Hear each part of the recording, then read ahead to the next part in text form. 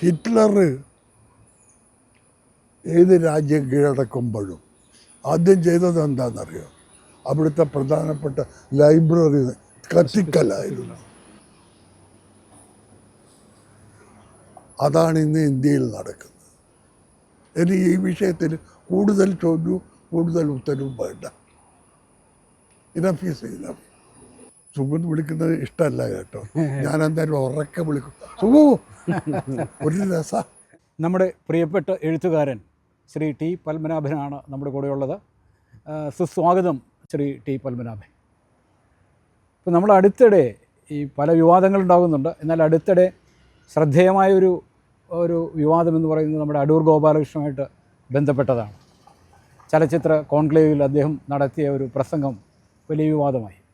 അപ്പോൾ എനിക്ക് ചോദിക്കാനുള്ളത്, നമ്മുടെ ബുദ്ധിജീവികൾ, കലാകാരന്മാർ പലപ്പോഴും ഇത്തരം വിവാദപരമായ പരാമർശങ്ങൾ നടത്താറുണ്ട്.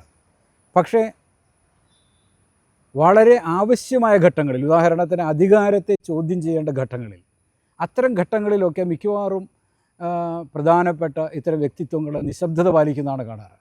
അതേസമയം വളരെ അവർക്ക് ഒരിക്കലും ഉപദ്രവമില്ലാതെന്ന് കാണുന്ന ചില വിഷയങ്ങളിൽ വളരെ കൃത്യമായിട്ട് അഭിപ്രായം പറയുകയും ചെയ്യും. അപ്പോൾ ഭരണകൂടവുമായിട്ട്, അധികാരവുമായിട്ട് നേർക്കുനേർ വരുമ്പോൾ നമ്മുടെ ബുദ്ധിജീവികൾ പൊതുവെ നിശബ്ദത പാലിക്കുകയാണ് എന്നൊരു നിരീക്ഷണമുണ്ട്. പപ്പേട്ടൻ എന്താ പറയാനുള്ളത്? അടൂർ ഗോപാലകൃഷ്ണൻ എൻ്റെ സുഹൃത്തല്ല. അല്ല, വിരോധിയല്ല. നമ്മൾ സുഹൃത്താവുമ്പം സ്ഥിരമായിട്ട് വിളിക്കുക, കാണുക, അങ്ങനെയുള്ള ബന്ധമുണ്ടല്ലോ. അതൊന്നുമില്ല. ഒരു വിരോധവുമില്ല, ഒരു പ്രത്യേക സ്നേഹവുമില്ല. ഇത് വായിച്ചപ്പോൾ ചാനലിൽ ഞാൻ 9 മണി വരെ ചാനൽ കണ്ടുകൊണ്ട് നിൽക്കും. വേറെ പണിയൊന്നുമില്ല, ചാനൽ കണ്ടുകൊണ്ട്. അപ്പോഴേ എനിക്ക് തോന്നിയിന് ബഹളമായിരിക്കുന്നു. ഇത് വായിച്ചപ്പോൾ ഞാൻ രാമചന്ദ്രനോട് പറഞ്ഞു, എടാ, നാളത്തെ ചാനലിലും ഇതിലുമൊക്കെ ഇതായിരിക്കും വിഷയം. ഞാൻ അക്ഷരം പ്രതി അദ്ദേഹത്തോട് കൂടെ നിൽക്കുന്നവനാണ്. പക്ഷേ എനിക്ക് ഈ മനുഷ്യൻ്റെ ഫോൺ നമ്പറില്ല, ഒന്ന് വിളിക്കണമെന്നുണ്ട്. അങ്ങനെ നോക്കി ശ്രീകുമാരൻ തമ്പിയായിട്ട് ഇടയ്ക്ക് വിളിക്കും. ശ്രീകുമാരൻ തമ്പിയായിട്ട് ഇതുണ്ട്. ശ്രീകുമാരൻ തമ്പി ഈ വിഷയത്തിൽ ഇദ്ദേഹത്തിൻ്റെ ഒപ്പം നിന്ന ആളുമാണ്. തമ്പിയെ വിളിച്ചു, തമ്പിയെ കിട്ടി. ഞാൻ പറഞ്ഞു, എനിക്കൊന്ന് അടൂർ ഗോപാലകൃഷ്ണനെ വിളിക്കണം, ഇതാണ് വിഷയം. അയാൾ ഉടനെ തന്നെ നമ്പർ പറഞ്ഞു. ഞാൻ അടൂർ ഗോപാലകൃഷ്ണനെ വിളിച്ചു, കിട്ടി. ഞാൻ പറഞ്ഞു, സുഹൃത്തെ, ഈ വിഷയത്തിൽ ഞാൻ നിങ്ങളുടെ കൂടെയാണ്. നിങ്ങൾ പറഞ്ഞതിനോട് മുഴുവൻ അക്ഷരം പ്രതി ഞാൻ യോജിക്കുന്നു. എനിക്ക് ഈ വിഷയത്തിൽ കൂടുതൽ ചോദ്യവും കൂടുതൽ ഉത്തരവും വേണ്ട. Enough is enough. അല്ല, നമ്മൾ നേരത്തെ ചോദിച്ചത് എൻ്റെ ചോദ്യത്തിൻ്റെ കാതൽ വാസ്തവത്തിൽ ഈ ഭരണകൂടവുമായിട്ട്, ഇപ്പോൾ പിണറായി സർക്കാരിനെയോ അല്ലെങ്കിൽ മോദി സർക്കാരിനെയോ വളരെ പ്രധാനപ്പെട്ട ചില വിഷയങ്ങൾ, ഉദാഹരണത്തിന് ഇപ്പോൾ CAA പോലൊരു നിയമം വരുമ്പോൾ, അല്ലെങ്കിൽ ഇവിടെ കറുത്ത മാസ്ക് ഇടുന്നത് പോലും ഒരു യോഗത്തിൽ പാടില്ല എന്നുള്ളൊരവസ്ഥ ഉണ്ടാകുമ്പോൾ, അത്തരം ഘട്ടങ്ങളിലൊക്കെ നമ്മുടെ ഈ പല പ്രധാനപ്പെട്ട ബുദ്ധിജീവികളും നിശബ്ദത പാലിച്ചിട്ടുണ്ട്. ബുദ്ധിജീവി എന്ന് പറഞ്ഞ പ്രയോഗം തന്നെ ശരിയാണോ? ഒരു പബ്ലിക് ഇൻ്റലക്ച്വൽ എന്നുള്ള അർത്ഥത്തിലാണോ? അല്ല, നമ്മളൊരു പബ്ലിക് ഇൻ്റലക്ച്വൽ എന്നുള്ള രീതിയിലാണ് അവർ മൗനം പാലിക്കുന്നുണ്ടല്ലോ. മൂന്നാട്ടം മൗനം പാലിക്കുന്നില്ലല്ലോ. നമ്മളെ കടമ ഭരിക്കുന്ന ഗവൺമെൻറ്റിൻ്റെ ഒന്നിച്ചു നിൽക്കണമെന്ന് അല്ലേ അദ്ദേഹം പറഞ്ഞത്? കാരണം ചിലപ്പോൾ ചില ആളുകൾ പറയാറുണ്ട്, അതായത് ഇപ്പോൾ നമുക്കൊരു സുകുമാർ അഴീക്കോടില്ല, അല്ലെങ്കിൽ MN വിജയൻ ഇല്ല എന്നൊക്കെ. ഈ രണ്ടാളോടും യോജിക്കാത്ത ഒരു തലമാണ്. അല്ല, സുകുമാർ അഴീക്കോട് ഒരു എന്താ പറയുന്നത്, പൊതുസമൂഹത്തിൻ്റെ ഒരു മനസാക്ഷി പോലെ സംസാരിച്ചിട്ടുണ്ട് എന്ന നിരീക്ഷണങ്ങളുണ്ട്. എല്ലാവരും അങ്ങനെയാണ് പറയുന്നത്. പക്ഷേ എനിക്ക് എൻ്റെ നാട്ടുകാരന് ചെറുപ്പത്തിലേ അറിയുന്ന വ്യക്തിയാണ്. നമുക്കെല്ലാവർക്കും പ്ലസ് പോയിൻറ്റ്സും മൈനസ് പോയിൻറ്റ്സും ഉണ്ടാവും. എനിക്കും എല്ലാവർക്കും ഉണ്ടാവും. വിഷയം സുഖു ആയതുകൊണ്ട് സുഖം വിളിക്കുന്നത് ഇഷ്ടമല്ല കേട്ടോ. ഞാൻ എന്തായാലും ഉറക്കെ വിളിക്കും, സുഖു. ഒരു രസ. എന്നേക്കാൾ വയസ്സ് മൂക്കും. പിന്നെ ഞാൻ വിളിക്കുക, സുകുമാരാ. ഇദ്ദേഹം ഗസറ്റിൽ പബ്ലിഷ് ചെയ്ത സുകുമാർ അഴീക്കോട് ഇനിമേൽ ഞാൻ അറിയപ്പെടുക എന്നും ഗസറ്റിൽ പബ്ലിഷ് ചെയ്തു. ക്ഷോഭിക്കും. എല്ലാവർക്കും പ്ലസും മൈനസും, സുഖൂനും ധാരാളമുണ്ട്. ജാതി മത ഒരു വിവേചനം സുഖുനുണ്ടായിട്ടില്ല. മരിക്കുന്നത് വരെ സുഖ വളരെ നല്ലോണം അറിയുന്നവരാ. ബാക്കി പറയുന്നത് പേടിയല്ല. ഞാൻ ചെറുപ്പത്തിൽ ഒരു ലാറ്റിൻ നിങ്ങളിൽ അറിയുന്നവരുണ്ടാവും. നിൽ നിസി ബോണം. ഉച്ചാരണം ശരിയായിരിക്കില്ല. നിൽ നിസി LIL നിൽ LISI നിസി ബോണം BONUM. പക്ഷെ ഉച്ചാരണം അതായിരിക്കില്ല ലാറ്റിനിൽ. അതിൻ്റെ അർത്ഥം ഇംഗ്ലീഷിൽ let nothing but good B said about the dead. മരിച്ചവരെ കുറിച്ച് നല്ലത് മാത്രം പറയുക. മരിച്ചവരെക്കുറിച്ച് സൂര്യനെ കുറിച്ചിട്ട് ഒരുപടി വിപരീത അഭിപ്രായം പറയാൻ എനിക്കുണ്ട്. അത് മുഴുവൻ സത്യമാണ്. കാരണം ഞാൻ അനുഭവസ്ഥനാണ്. പിന്നെ മറ്റേ നിങ്ങൾ പറഞ്ഞ MN വിജയൻ, ഇത് മതി പറയാൻ ഒരുപടിയുണ്ട്. റൈറ്റ്. അല്ല, MN വിജയനായിട്ട് പപ്പേട്ടനൊരു വ്യക്തിബന്ധം ഉണ്ടായിരുന്നു അങ്ങനെ? അയ്യോ ഇല്ല. എൻ്റെ മഹാഭാഗ്യമല്ലേ. ഞാൻ കേരളത്തിലെ ഒരു കോളേജിലും പഠിച്ചില്ല. ഞാൻ 7 കൊല്ലം പുറത്ത് പഠിച്ചിന്. 4 കൊല്ലം മംഗലാപുരം, 3 കൊല്ലം മദ്രാസിൽ. എനിക്ക് എന്തെങ്കിലും യോഗ്യതയുണ്ടെങ്കിൽ ഈ നശിച്ച നമ്മുടെ നാട്ടിലെ വിദ്യാഭ്യാസ സ്ഥാപനം പഠിച്ചിട്ടില്ല എന്നുള്ളതാണ്. എന്തെങ്കിലും ഗുണം. എൻ്റെ ജ്യേഷ്ഠൻ സെക്കൻഡ് ഫോമിൽ പഠിക്കുമ്പോഴാണ് അച്ഛൻ മരിച്ചത്. എനിക്ക് അച്ഛനെ കണ്ട ഓർമ്മയില്ല. അച്ഛൻ എങ്ങനെയാണെന്ന് എനിക്കറിയില്ല. രാത്രി ചെറുപ്പത്തിൽ അച്ഛൻ മരിച്ചു പെട്ടെന്ന്. അമ്മയും മറ്റും പറഞ്ഞിട്ടുള്ള ഓർമ്മയുള്ളൂ. എൻ്റെ ചേട്ടൻ സെക്കൻഡ് ഫോം പഠിക്കുമ്പോൾ ആണ് മരിച്ചത്. വളരെ ബ്രൈറ്റ് സ്റ്റുഡൻ്റായിരുന്നു. പിന്നെ കഷ്ടപ്പെട്ടിട്ടും ബുദ്ധിമുട്ടിയിട്ടും പട്ടിണി കിടന്ന് ഏതാണ്ട് ഹൈസ്കൂൾ സീനിയർ ക്ലാസ്സിൽ എത്തുമ്പോൾ ഏട്ടൻ സ്വപ്രയത്നം കൊണ്ട് ഒരു സാമാന്യൻ.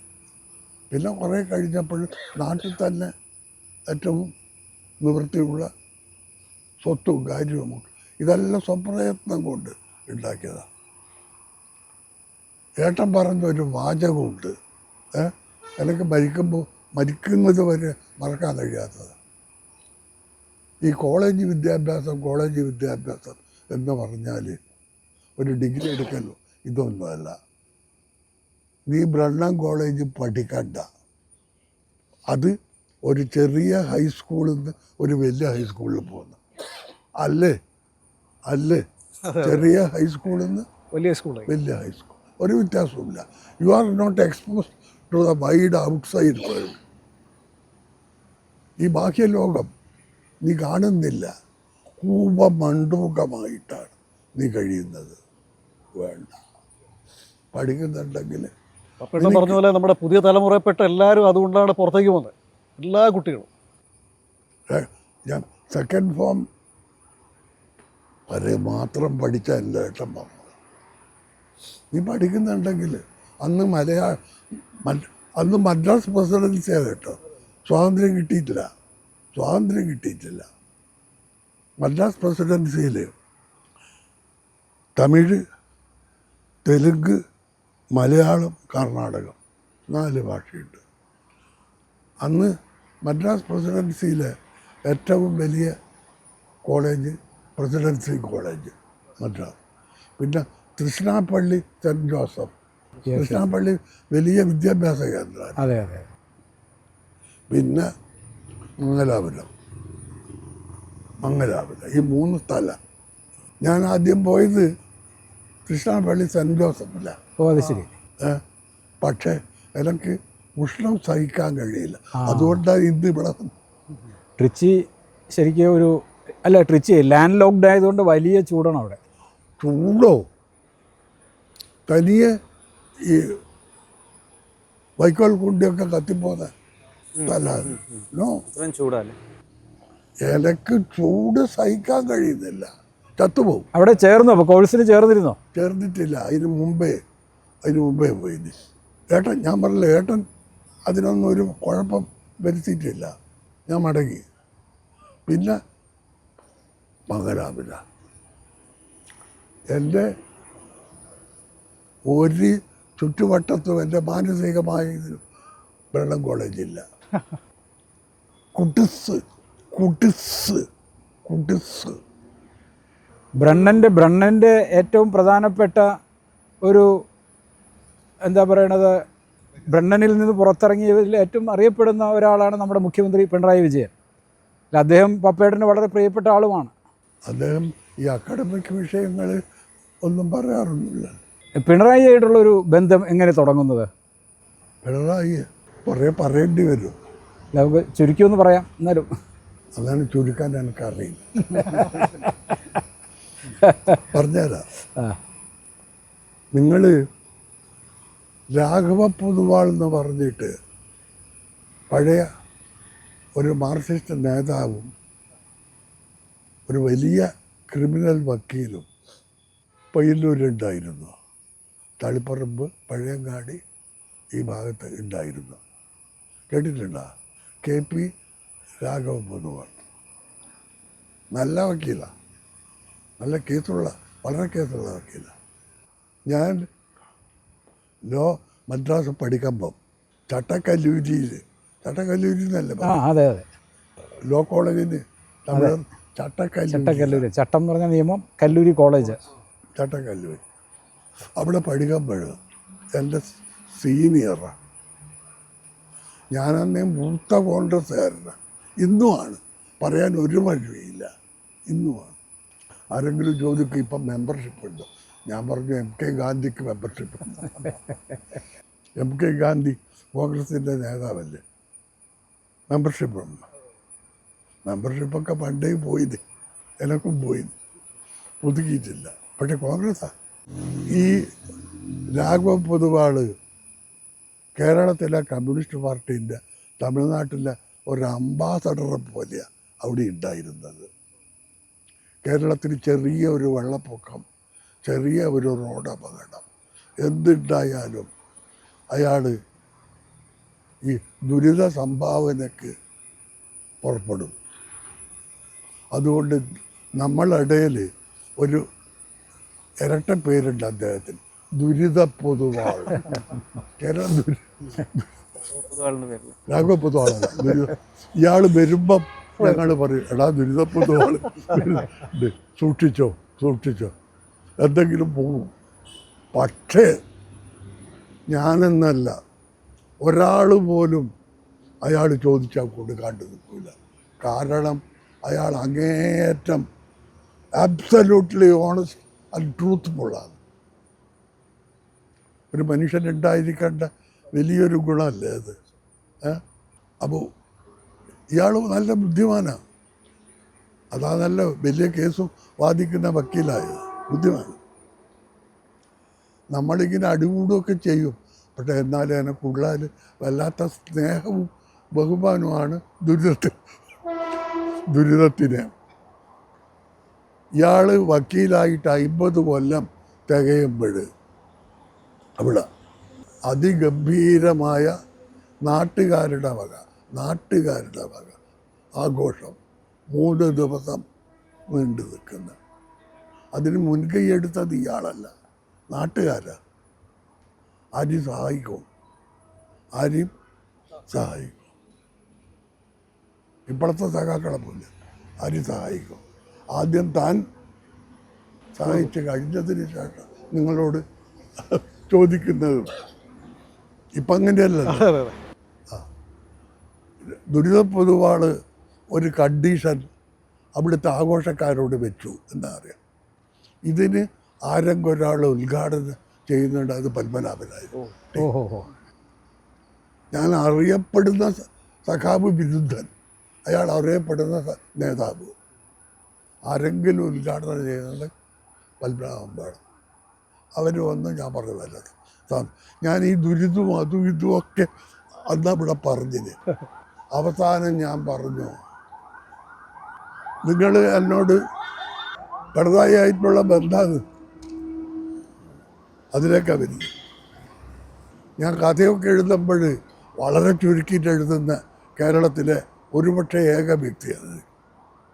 ഇന്നും തുടങ്ങുന്ന ഒരു പയ്യൻ മിനിമം 13 പേജ്, മിനിമം 13, അല്ലെങ്കിൽ 15 ഇല്ലസ്ട്രേഷൻ ഇല്ല. പക്ഷെ വർത്തമാനം പറയുമ്പോൾ ഞാനിങ്ങനെ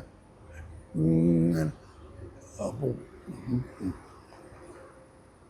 അന്ന് എന്തോ ഒരു കാരണത്തിൽ പിണറായിയും വിജയനും തെറ്റിയിട്ടാണ് ഒരേ കാലത്ത് ദേശാഭിമാനിയുടെ എഡിറ്റർ, അതേ കാലത്ത് മാർക്സിസ്റ്റ് പാർട്ടിക്കും ദേശാഭിമാനിക്കും എതിരായി കൊല്ലത്ത് നിന്ന് മറ്റൊരു മാസികയോ വീക്കിളിയോ മറ്റോ വന്നിട്ടില്ലേ, ഓർക്കുന്നില്ലേ നിങ്ങൾ? ഒരേ കാലത്ത്. അതിൻ്റെ ആളും ഇയാളാ, അതിൻ്റെ ആളും ഇയാളാ. അതിൽ കാണുമ്പം ഇവരുടെ ഏറ്റവും വലിയ ശത്രു, ഇതിൽ കാണുമ്പോൾ ഇവരുടെ ഏറ്റവും വലിയ സംരക്ഷകനും. ഇതൊന്നമാന ഭൗതികവാദ, രക്ഷയില്ല. അപ്പോൾ ഇയാളുടെ ഒടുവിൽ പുറത്താക്കുമെന്ന് പറയാൻ പാടില്ല, കാരണം മെമ്പറല്ലാത്ത ആളെ പുറത്താക്കാൻ കഴിയുക. എന്നെ കോൺഗ്രസ് നിന്ന് പുറത്താക്കാൻ കഴിയുക ഇല്ല, മെമ്പറല്ലല്ലോ, വേണ്ടാന്ന് വെച്ചു. അത് പത്രത്തിൽ വളരെ ബഹളം നടക്കുന്നൊരു സമയമാണ്. അപ്പോൾ ഞാൻ ഈ ദുരിതപ്പൊതുവാളിൻ്റെ ഉദ്ഘാടനം അവസാനിപ്പിച്ചത് ഈ വിഷയം പറഞ്ഞുകൊണ്ട്. വലിയ സദസ്സാണ്, എല്ലാ സഖാക്കളുമാണ്, വലിയ സദസ്സാണ്. ഞാൻ പറഞ്ഞു, കേരളത്തിൽ 2 വിജയന്മാർ മതി. ഇല്ല, വേണ്ട, ഒരു വിജയൻ മതി. അത് പിണറായി വിജയനാണ്. മറ്റേത് MN വിജയൻ, ഇത് പിണറായി വിജയൻ. അന്ന് ഞാൻ പിണറായി വിജയനെ കണ്ടിട്ടില്ല, ഒരു പരിചയവുമില്ല, കണ്ടിട്ട് പോലുമില്ല, സംസാരിച്ചിട്ടില്ല, ഒന്നും. വേണമെങ്കിൽ പറയാം, പിറ്റേ ദിവസം പത്രങ്ങളിലൊക്കെ 6 കോളം ഹെഡിങ്ങിൽ കേരളത്തിൽ 2 വിജയന്മാർ വേണ്ട, ഒരാൾ മതി. പിന്നെ സംസാരിച്ചത് ചിക്കൻ ഗുനിയ എന്ന് പറയുന്ന മഹാമാരി കേരളത്തിൽ ആദ്യം വന്നപ്പോൾ എന്നെ സന്ദർശിച്ചത്. ഒരു റെസ്പെക്റ്റ് വേണമല്ലോ. അപ്പോൾ എന്നെ കൊണ്ടുപോയതെന്ന് പറയുമ്പോൾ വീട്ടിൽ നിന്ന് ആംബുലൻസിൽ എടുത്ത് കൊണ്ടുപോയത് പരിയാരത്താണ്. അന്ന് സൊസൈറ്റിയാണ്, ഗവൺമെൻറ് അതിൻ്റെ എടുത്തിട്ടൊന്നുമില്ല, പുരാതന കാലത്തെ കഥയല്ല. അവിടെ പിണറായിയും ഭാര്യയും വന്നു. ഒരു 3/4 മണിക്കൂർ നേരം എൻ്റെ കിടക്കയിലിരുന്നു. 3/4 മണിക്കൂർ സംസാരിച്ചു. അന്നാണ് കണ്ടതും സംസാരിച്ചതും. അത് ശരി. പിന്നീട് ആ ബന്ധം, പിന്നെ എൻ്റെ ആരോഗ്യത്തിലും അതിലും ഇതിലൊക്കെ അദ്ദേഹം പലതും ചെയ്തിട്ടുണ്ട്. ഏറ്റവും ഒടുക്കം ഈ സ്ട്രോക്ക് വന്നപ്പോൾ വരെ അദ്ദേഹമാണ് ആദ്യം വിളിച്ച് പറഞ്ഞത്. ഞാൻ നേരത്തെ പറഞ്ഞല്ലോ, അദ്ദേഹത്തിൻ്റെ പേഴ്സണൽ സർവീസിൽ സുനി എന്ന് പറഞ്ഞ ചങ്ങാതി രാമചന്ദ്രൻ സുനീനെ വിളിച്ചു. എനിക്ക് വർത്തമാനം പറയാൻ കഴിയില്ല, എനിക്ക് സുനീനെ വിളിച്ചു. ഇങ്ങനെയാണ് പപ്പാട്ടൻ ഇങ്ങനെ ഇതായിട്ട്. സുനി എന്തായാലും തന്നെ പിണറായിയോട് പറഞ്ഞു. പിണറായി അവിടുത്തെ ന്യൂറോളജിസ്റ്റ് പിണറായിയുടെ സുഹൃത്താണ് അവിടുത്തെ ന്യൂറോളജി. പിന്നെ അന്ന് ഞായറാഴ്ച അവരൊക്കെ ഓഫാണ്. പക്ഷെ അയാൾ വന്നു. അത് വേറൊരു ചരിത്രം. എൻ്റെ ആരോഗ്യത്തിലും അത്തരം കാര്യങ്ങളിലൊക്കെ വളരെ വളരെ ഇതുവരെ എടുത്തിട്ടുണ്ട്. ഞാൻ കമ്മ്യൂണിസ്റ്റുകാരനല്ല, വിരുദ്ധനാണ് എന്നറിഞ്ഞുകൊണ്ട് തന്നെ ഞാൻ അദ്ദേഹത്തിൻ്റെ ഒരു പരിരക്ഷയോ സ്നേഹമോ കിട്ടാൻ വേണ്ടിയിട്ട് യാതൊന്നും പറഞ്ഞിട്ടുമില്ല, ചെയ്തിട്ടുമില്ല, ചെയ്യുമില്ല. അദ്ദേഹം അത് എന്നിൽ നിന്ന് പ്രതീക്ഷിക്കുന്നുമില്ല. വേറെ ഏതെങ്കിലും രാഷ്ട്രീയ പാർട്ടികളുടെ നേതാക്കളുമായിട്ട് ഇത്രയും ബന്ധമുണ്ടോ? പിണറായിൻ്റെ അത്ര അങ്ങനെ ഒരു ബന്ധമുണ്ടോ എനിക്ക്? ഇപ്പോൾ ഇല്ലാത്തവർ ആയാലും എനിക്ക് എല്ലാവരിലും ഫ്രണ്ട്സുണ്ട്. RSSലടക്കം. പരമേശ്വർജി മരിച്ചുപോയ അദ്ദേഹം എനിക്കിപ്പോഴും ഒരു രോമാഞ്ചം വരും. രോമം ഉണ്ടെങ്കിൽ രോമം എടുത്ത് നോക്കും പരമേശ്വർജിയെ. എന്നാൽ ഞാൻ പറയേണ്ടത് അദ്ദേഹത്തിൻ്റെ മകനോ ചെറിയ അനുജനോ അത്ര കഠിനമായ ഗാഠമായ സ്നേഹമുണ്ടായിരുന്നു. പിണറായി അദ്ദേഹം മരിച്ചപ്പോൾ എഴുതിയത് എന്താണെന്നറിയാം. ഋഷിതുല്യൻ എന്ന് പറഞ്ഞു. He deserves. പരമേശ്വർജി ഡിസർവ്. ഈ രാഹുൽ ഗാന്ധിയെ പറ്റി എന്താ തോന്നുന്നത്? രാഹുൽ ഗാന്ധിയെ പറ്റി പറഞ്ഞാൽ നല്ലതുകൊണ്ട് ചീത്തയുണ്ട്, എല്ലാവർക്കും ഉണ്ടല്ലോ അത്. പക്ഷെ അദ്ദേഹത്തിൻ്റെ ഇപ്പോഴത്തെ ഈ എക്സ്പോഷർ ഉണ്ടല്ലോ, അതിനോടൊക്കെ പരിപൂർണമായി യോജിക്കുകയും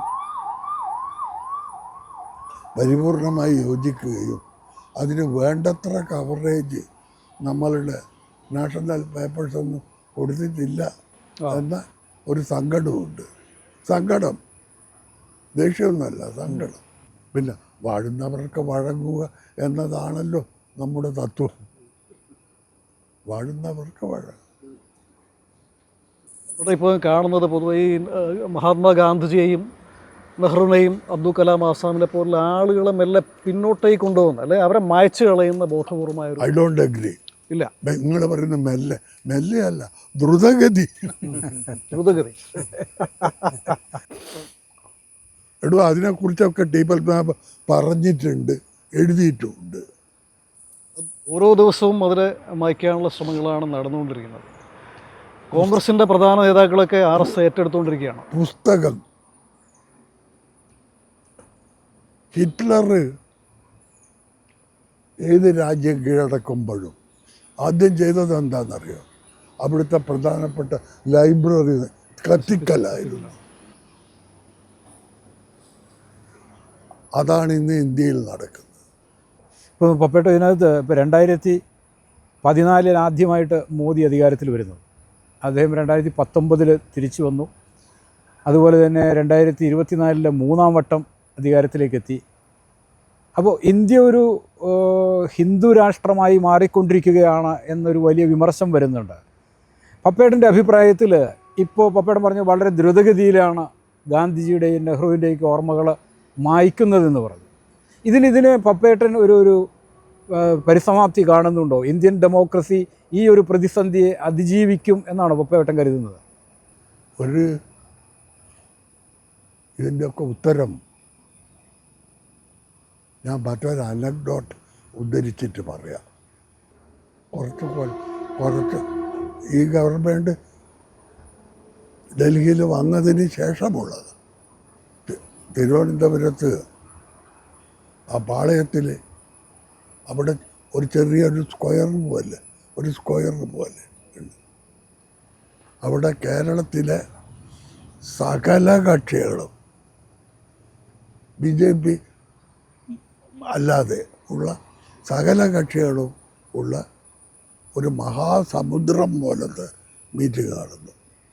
എല്ലാം ക്ഷണിച്ചിന് ഞാനും രാമചന്ദ്രനും മഹത്തായ ആകാശത്തിലെ കാളവണ്ടിയിൽ കയറി വിമാനമാർഗേണ തിരുവനന്തപുരത്തെത്തി ഇൻഡിഗോ. അവിടുന്ന് ഒരു കാറ് കയറി നേർക്ക് അവിടെ പോകുമ്പോൾ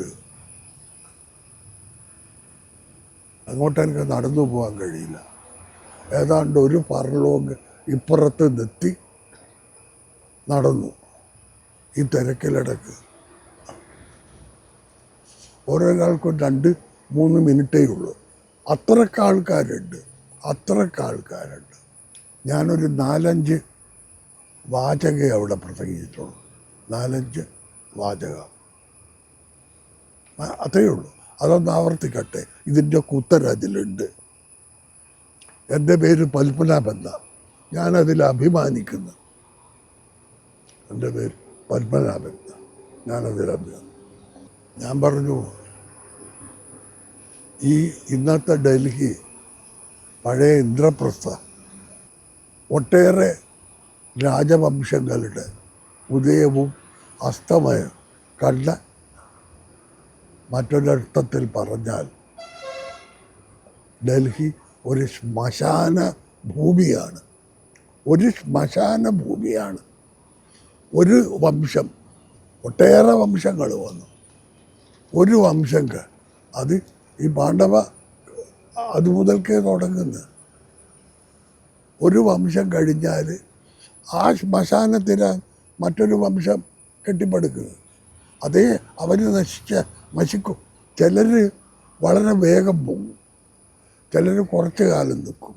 അങ്ങനെ വന്ന് ഒടുവിൽ മുഗളരുടെ കാലം കഴിഞ്ഞിട്ട് വെള്ളക്കാരൻ്റെ കാലം, കച്ചവടത്തിന് മഹാത്മാഗാന്ധിയുടെ കീഴിൽ ഇന്ത്യ സ്വാതന്ത്ര്യം ലഭിച്ചതിന് ശേഷം സ്വാഭാവികമായും കോൺഗ്രസ്സുകാരുടെ അധികാരത്തിൽ വന്നു. അവരും അസ്തമിച്ചു. ഇന്ന് ഡൽഹി ഭരിക്കുന്ന ഭരണാധികാരികൾ ദയവായി ഒന്നോർക്കണം, ഒരു ശ്മശാന ഭൂമിയിലാണ് നിങ്ങളും ഇരിക്കുന്നത്. ഒന്നുകിൽ നേരത്തെ വരും, അല്ലെങ്കിൽ ഇത്തിരി വൈകും. എത്രയോ നേരം നീണ്ടു നിൽക്കുന്ന കയ്യടിയായിരുന്നു. ഉത്തരം അതിലില്ലേ? ആ ബോധം ഉണ്ടാവണം. നമ്മളും ഇവിടെ ശാശ്വതമല്ല, നമ്മളുടെ വംശവും ഇവിടെ ശാശ്വതമല്ല. അവിടെ ഈ മതം നമ്മുടെ ജീവിതത്തെ വല്ലാതെ ഇപ്പോൾ അടുത്ത കാലത്തായിട്ട് സ്വാധീനിക്കുന്നതായിട്ട്, അതായത് ഇപ്പോൾ ഈ കഴിഞ്ഞ ദിവസം ഒരു കുട്ടി അവർ മതം മാറ്റാൻ ശ്രമിച്ചു എന്ന് പറഞ്ഞിട്ട് അവർ ആത്മഹത്യ ചെയ്യുകയാണ് ചെയ്തത്. അത് നമ്മൾ പണ്ട് ഈ ദാരിദ്ര്യം, പട്ടിണി അങ്ങനെയൊക്കെ ഉള്ളതിൽ ശ്രദ്ധിച്ചിരുന്നപ്പോൾ അതായിരുന്നില്ല പ്രശ്നം. ഇപ്പം മതം, നമ്മുടെ വയറൊക്കെ നിറഞ്ഞു, നമുക്ക് വീടുണ്ട്, പക്ഷെ അപ്പോൾ ഈ മതം വല്ലാതെ നമ്മളെ സ്വാധീനിക്കുന്നുണ്ടോ? ഈ മതവും ജാതിയും ഒക്കെ വളരെ അടുത്ത ഇതല്ല, കസിൻസ് അല്ല. ഈ പറയുന്ന എൻ്റെ അനുഭവങ്ങൾ. എനിക്ക് മക്കളില്ല, ഞാൻ കല്യാണം കഴിച്ചില്ല. എൻ്റെ ഭാര്യ തെക്കേ മലബാറിലെ ഏറ്റവും പ്രശസ്തമായ ഒരു തറവാട്ടുന്നാണ്. ഹൈക്കോടതി ജഡ്ജിമാർ, അംബാസിഡർമാർ, ഇവർ ഉണ്ടായ ഒരു കുടുംബം, അതിസമ്പന്നമായ കുടുംബം. ഞാൻ കല്യാണം കഴിക്കുമ്പോൾ അവിടെ സാധാരണ വിപ്ലവകാരികളും ഉണ്ടായ കുടുംബം. സ്വാതന്ത്ര്യ സമരത്തിൽ പങ്കെടുത്ത് സർവവും നശിപ്പിച്ച ആൾക്കാരുള്ള കുടുംബമാണ്. എല്ലാം ഉണ്ട്. 2 കാറ് വെക്കുന്ന കാർ ഷെഡ്. ഈ കല്യാണം കഴിക്കുമ്പോൾ മഴക്കാലത്താവുമ്പോൾ തൽക്കാലത്തേക്ക് പന്തൽ കെട്ടും. ഇത് പെർമനൻറ്റ് പൊളിക്കാത്ത പന്തൽ. ഒരു എത്രയോ ഏക്കറിയുള്ള പറമ്പാണ്, അതിൽ അവിടെയായിട്ട് കിണറോട് തൊട്ട് കുളിപ്പുര. ഞാൻ ചോദിച്ചു, ഈ 2 കാർ ഷെഡും മറ്റേതൊക്കെ കണ്ടപ്പോൾ എനിക്ക് മനസ്സിലായി, കാർ ഷെഡിൽ കാറും ഉണ്ട്. ഇതെന്താണ്? അന്നേരം പറഞ്ഞു, നമ്മൾ നിർബന്ധിച്ചാലും നമ്മളെ അടുത്തേക്ക് വരില്ല കീഴ്ജാതിക്കാർ. അങ്ങനെ ഒരു അനുഭവമുണ്ട്. അപ്പോൾ വിശേഷ ദിവസങ്ങളിൽ കല്യാണം, അതുപോലത്തെ ചാവടിയന്തര കല്യാണം, അതിനൊക്കെ വന്നാൽ അവരും മനുഷ്യരല്ലേ, അവർക്ക് കുളിക്കണ്ടേ, അവർക്ക് കക്കൂസ് പോകണ്ടേ. അതിന് വേണ്ടിയിട്ടാണ് ഒന്നിനും ഒരു വിഷമവുമില്ലാതെ. ഇതൊക്കെ ആയാലും എൻ്റെ ഭാര്യേൻ്റെ ഉള്ളിൻ്റെ ഉള്ളിൽ ഞാൻ നായരാണെന്നുള്ളൊരു ബോധം. ഈ രാമചന്ദ്രൻ ഒരു കീഴ്ജാതിക്കാരനാണ്, ഒരു കീഴ്ജാതിക്കാരനാണ്. ഇവള് ഉറക്കത്തിലാണ് മരിച്ചത്, ഒരു 10 കൊല്ലം മുമ്പ്. ഉറക്കത്തിൽ. ഞാൻ ജാതിയും മതമൊക്കെ നമ്മളെ സ്വന്തം വീട്ടിൽ നിന്ന് തുടങ്ങാം. അവൾ മരിച്ചപ്പോൾ അവളെ ഔസ്യത്തിൽ ഒരു കുറേ ലക്ഷങ്ങൾ കിട്ടിയ മഹാനാണ് അവിടെ ഇരിക്കുന്നത്. എൻ്റെ മരുമക്കൾ ഉന്നത വിദ്യാഭ്യാസം, ഇംഗ്ലണ്ടിൽ നിന്നും അമേരിക്കയിൽ നിന്നും ഉന്നത വിദ്യാഭ്യാസം. ഈ പട്ടിണി ഇല്ലായ്മയൊക്കെ എനിക്ക് ഉണ്ടായിട്ടു. ഞാൻ പറഞ്ഞില്ല, ഞാനൊരു ഘട്ടത്തിലെത്തുമ്പം ജ്യേഷ്ഠൻ നമ്മളെ കരകയറ്റി എന്ന് പറഞ്ഞു. അവൾക്ക് മക്കളില്ലല്ലോ. എൻ്റെ ഈ മരുമക്കൾ മുഴുവനും വിദേശത്തു നിന്ന് വന്നു. മരുമക്കൾ മുഴുവൻ വിദേശത്തു നിന്ന് വന്നു. ഒരുവൻ പഴയ IBM ഇല്ലേ, ഇൻ്റർനാഷണൽ ബിസിനസ്, ശരി, അതിൻ്റെ ഒരു ഡിവിഷൻ്റെ വൈസ് പ്രസിഡൻ്റ്. അന്ന് ലോകത്തിലെ നമ്പർ 1, ലോകത്തിലെ നമ്പർ 1 IBM. അവർക്കൊക്കെ അതിൻ്റെ യോഗ്യതയും കാര്യമൊക്കെ ഉണ്ട്.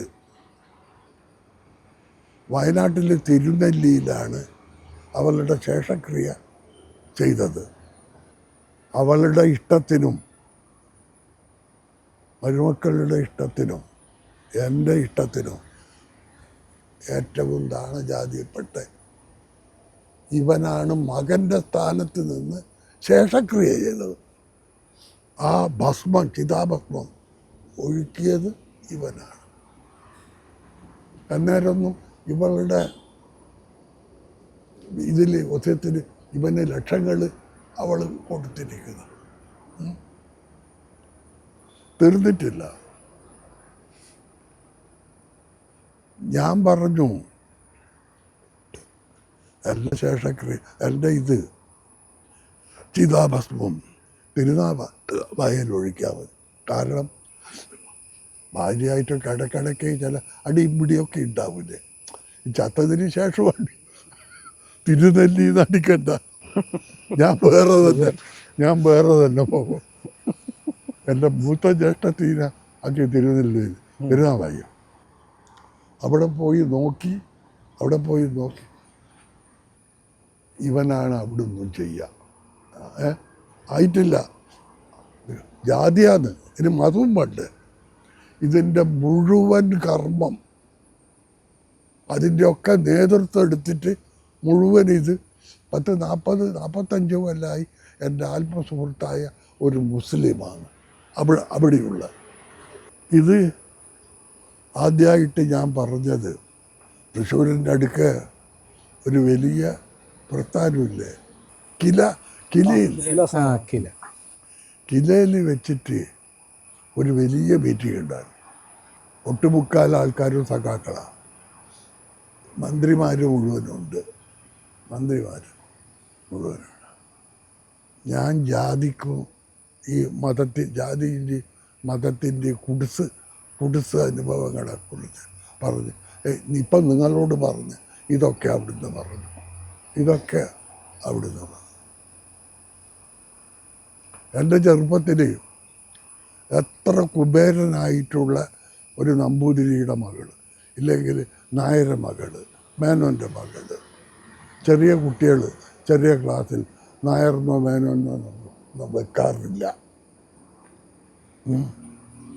ഇന്ന് ഞാൻ അവിടെ കിലേത് ചെയ്തപ്പോഴത്തേക്ക ഞാൻ പറഞ്ഞു, ആളെ പേര് പറഞ്ഞിട്ടില്ല, പറഞ്ഞാൽ മനസ്സിലാവും. എൻ്റെ ഫ്രണ്ടാണ്, MLA ആണ്, MP ആണ്, മന്ത്രിയാണ് ഒക്കെ ആയിട്ടുള്ള ഒരു ലേഡി വിപ്ലവകാരി, ഉയർന്ന ജാതിയാണ്. അവരുടെ കൊച്ചു മകളുടെ 1-ാം പിറന്നാൾ കുട്ടീൻ്റെ പേര് പറഞ്ഞു. ഇപ്പം പൽപ്പിനി എന്നാണ് പേരെന്ന് വെക്കുക. ഇപ്പം അതുമാതിരി പേരൊന്നുമല്ല, നല്ല സ്റ്റൈലം പേര്. പത്മനാഭൻ എന്നൊന്നും പേരിടില്ല. ആ കാലമൊക്കെ പോയി. എനിക്കിനി വൈകിയ വേളയിൽ ഗസറ്റ് കൊടുത്തിട്ട് ഗസറ്റ് കൊടുക്കാനുള്ള പൈസയും മാതൃഭൂമി തരുമില്ല. അപ്പോഴേ ഞാൻ എന്നെ ഇവിടെ കൊണ്ടുവന്നാൽ മതി, എൻ്റെ മൂത്താടത്ത് ഇവിടെ ഉണ്ടല്ല, മറ്റോളൊന്നിച്ച് അവിടെ കിടന്ന് ഇടയ്ക്ക് ഒരു നീരസം വരും, അതൊന്നും വേണ്ട. എന്നിട്ട് ഈ മുസൽമാൻ്റെ അവന് അമ്പലത്തിൽ കയറാൻ കഴിയില്ലല്ലോ, അമ്പലത്തിൽ കയറാൻ കഴിയില്ല. ഈ പ്രസംഗം കഴിഞ്ഞപ്പോൾ അന്ന് മന്ത്രിയല്ല രാധാകൃഷ്ണനില്ലേ ഇപ്പോഴത്തെ MP, എനിക്കറിയാം, എനിക്ക് അങ്ങേയറ്റം സ്നേഹ ബഹുമാനങ്ങൾ ഉള്ള വ്യക്തിയാണ്.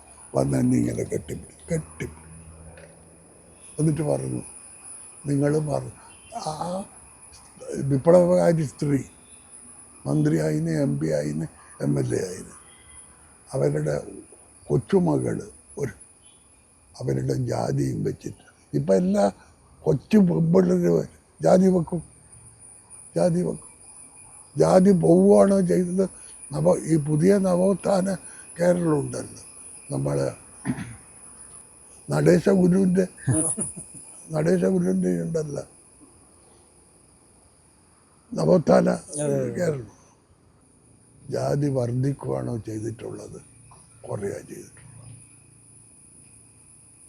ജാതി വർദ്ധിക്കുകയാണോ കുറേ ചെയ്തു. അല്ല, പപ്പേട്ടൻ നേരത്തെ വെള്ളാപ്പള്ളിയെക്കുറിച്ച് പറഞ്ഞു. പപ്പേട്ടൻ വെള്ളാപ്പള്ളിയുടെ പല പ്രസ്താവനകളെയും നിശിതമായിട്ട് വിമർശിച്ചിട്ടുണ്ട്, പരിഹസിച്ചിട്ടുണ്ട്. പക്ഷെ വെള്ളാപ്പള്ളി ഇപ്പോഴും അതേ രീതിയിൽ തുടരുന്നൊരു കാഴ്ചയാണ് കേരളം കാണുന്നത്. പറയണ്ട. ഒരു ഗുരുവല്ലേ പറയണ്ട. അതൊക്കെ പറഞ്ഞാൽ പപ്പേട്ടൻ വെള്ളാപ്പള്ളിയായിട്ട് അങ്ങനെ ഒരു സംഭാഷണം വന്നിട്ടുണ്ട് ഏതെങ്കിലും വേദിയിൽ? അങ്ങനെ എന്താ വെച്ചാൽ നിങ്ങൾ തമ്മിൽ ഒന്നിച്ചൊരു ഇല്ല? സ്വാമി ശാശ്വതികാനന്ദേനെ കേട്ടിട്ടുണ്ടോ? അദ്ദേഹം ആലുവാപ്പുഴയിൽ ആണല്ലോ, അവിടെ വെച്ചാണല്ലോ മരിക്കുന്നത്. ആർക്കെങ്കിലും പരിചയമുണ്ടോ അദ്ദേഹത്തോട്? പരിചയം നേരിട്ട്? അദ്ദേഹത്തിൻ്റെ ക്ലോസസ്റ്റ് ശിഷ്യനോ അനിയനോ ഇപ്പം പരമേശ്വർജിയെ കുറിച്ച് പറഞ്ഞു. അങ്ങനത്തെ ആളാണ് ഞാൻ. അത് ശരി. എന്നെ ഇടാന്നാ വിളിക്കുക. അദ്ദേഹമുള്ള കാലത്ത് ഈ SNDPയും ഇതുമൊക്കെ അനങ്ങാൻ കഴിയില്ല. മഹാപണ്ഡിതൻ അജാനുഭാവം. കണ്ടാലൊരു ഗുസ്തിക്കാരനെ പോലെ, പണ്ഡിതൻ എന്നൊക്കെ പറഞ്ഞാൽ മഹാപണ്ഡിതൻ. ഉപനിഷത്തും വേദവും സകലതും അതിൻ്റെ ആന്തരികാർത്ഥത്തിൻ്റെ ഉള്ളിൽ പോലും പാഞ്ഞു കയറി അർത്ഥം പറയാൻ കഴിയുന്ന മഹാൻ. ഞാൻ ഈഴവനല്ല നായരാണെന്ന് നല്ലപോലെ അറിയാം. മദ്രാസിൽ ഞാൻ സ്ഥിരം സംഗീത ഇതിന് വരുമല്ലോ. ഒരു ദിവസം ഇയാളുടെ ഒരു ഫോൺ എനിക്ക് വന്നു. എടാ നീ ഉടനെ വരണം. നമ്മൾ സ്വാമി ഞാനിവിടെ വന്നിട്ട് ഈ ഒരു സൂട്ട് കേസിൽ ഒരു 4 കതർ ഇത് കൊള്ളുള്ളൂ, ഇത് വലിയ പരുക്കൻ സാധനമല്ലേ, എല്ലാം അഴുക്കായി കഴിഞ്ഞു. എനിക്ക് റിസർവേഷൻ ഒടുവിലത്തെ ദിവസമാണ് കുഞ്ഞിക്കടൻ്റെ ഒന്നിച്ചാണ് ഞാൻ താമസിക്കുന്നത്. അതൊന്നും നോക്കണ്ട, റിസർവേഷനൊന്നും വേണ്ട. അവിടെ വിമാനമില്ലേ, നീ ഒന്ന് ചാർട്ടർ ചെയ്യും, അതിന് കൊടുക്കാനുള്ള പൈസയൊക്കെ നമ്മളെ മഠത്തിനുണ്ട്, അതിന് കൊടുക്കാനുള്ള. ഞാൻ പറഞ്ഞ പറ്റിക്കൂലെന്ന് എനിക്കറിയാമെന്ന്. നീ വാ. ഞാൻ കുഞ്ഞിക്കണ്ണനോട് പറഞ്ഞു.